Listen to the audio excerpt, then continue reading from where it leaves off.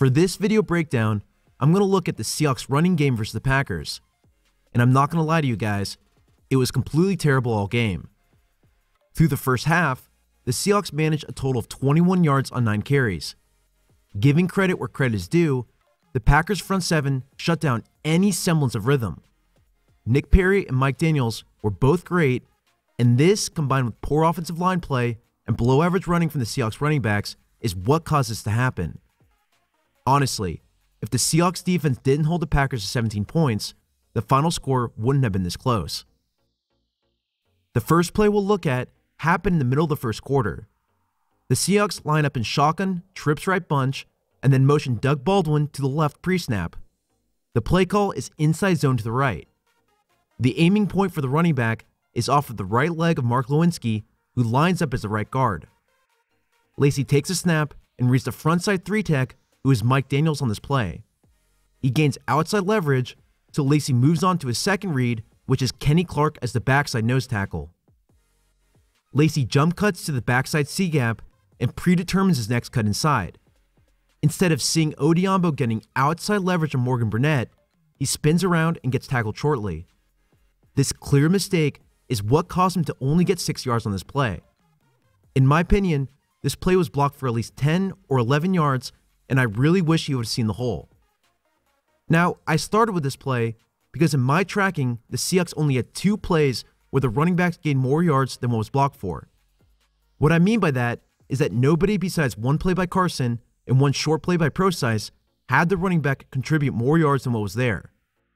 Now granted, this is definitely hard when you see penetration at the line of scrimmage, but we need to see more from the running backs. The next play we'll look at was their only power running play of the game. The Seahawks run counter of from offset I. They have Lacy in the backfield with Trey Madden as the kickout blocker while the right guard pulls to seal the edge. One of the most common ways to defend this play is to have your linebacker use a spill technique on the fullback. What spilling or wrong shouldering does is that it can cause a pileup of bodies. You as a defender are essentially giving up your edge to blow up the play in the backfield. That's what happens here, and this play is pretty much dead in the water based on the linebacker's technique. After Lacy wasn't especially effective, the Seahawks put Procise in the backfield. Right away, this is a poor showing from literally every single player on the line. Jokel gets thrown backwards right off the snap. This causes Jimmy Graham to miss his block, and then Justin Britt completely whiffs on his second level target. Glowinski's block isn't terrible, but he loses leverage at the end, and finally Ifedi at the right tackle spot completely misses. From a play design perspective, the Seahawks did not use read option in this game. They had 2 inside zones from shotgun where Jimmy Graham stiff blocked it across the formation. This is not the same as read option though. In read option, you purposely leave the backside defender unblocked.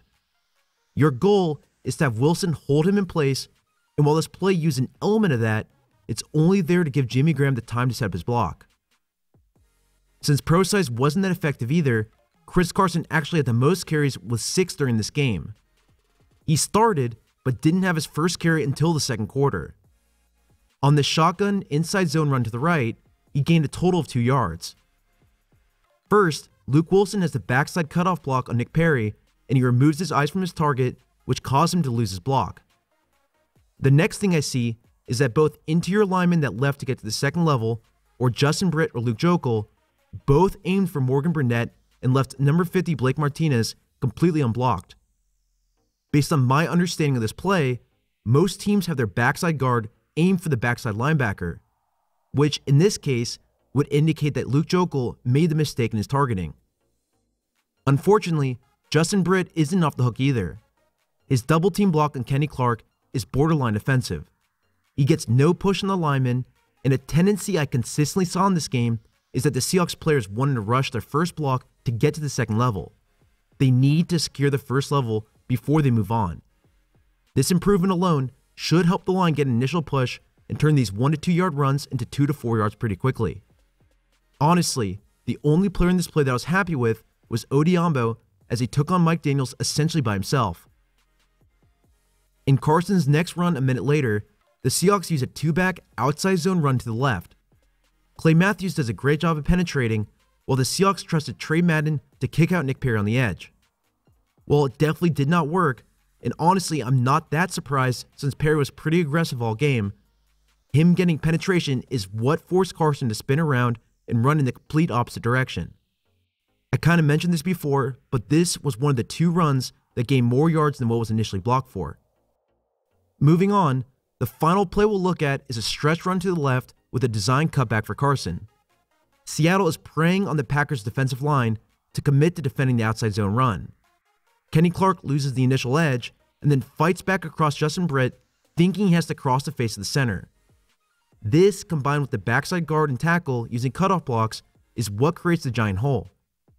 Luke Wilson then finishes off Burnett, and this is what allows Carson to break to the sideline for the 30-yard gain. From my tracking, the Seahawks use many multiple tight end packages really tight to the formation. Many of these runs went for 0 or even negative yards since the double team struggled to create movement. On top of that, then an individual would lose his leverage, and that's what created many of the broken plays. I don't fully understand why the Seahawks did this.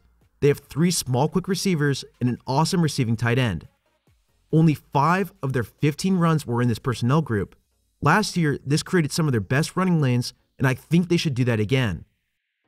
As of right now, if they face a superior front 7, their tight bunch formation simply won't work.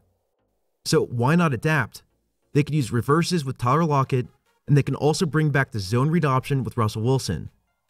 There is no shame in adding these type of plays. Seriously, watch my video on Kareem Hunt. The Chiefs do have a much better offensive line, but they also use much more misdirection to spread out the Patriots' defense. And if that's what it takes for the Seahawks to have a more stable running game, then by all means, they need to do it. To illustrate this, here are some of the metrics that I tracked for this game. The outside zone run gained exactly 0 yards per carry directly created by the offensive line. The best lines in the NFL usually create around 2 to 2.5 yards per carry, so this is obviously not good. As far as the inside zone is concerned, it was definitely better. However, it was just so inconsistent with 4 of their 7 runs having the offensive line blocking for 0 yards on the play. In addition, there is definitely an identity issue with this offense. None of the running backs truly have stood out so far. For those wondering about Eddie Lacy, he still hasn't shown me enough to give him that spot. Behind this line in my breakdown on his fit with the Seahawks, he never had to deal with this much penetration, and so far it doesn't look good. Chris Carson, in my opinion, has the edge as of right now, but I still need to see more if he wants to secure the job.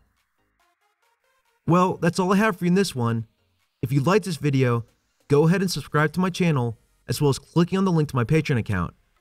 Any amount is seriously appreciated, so I thank you in advance for that. As always, you can follow me on Twitter at Samuel R. Gold.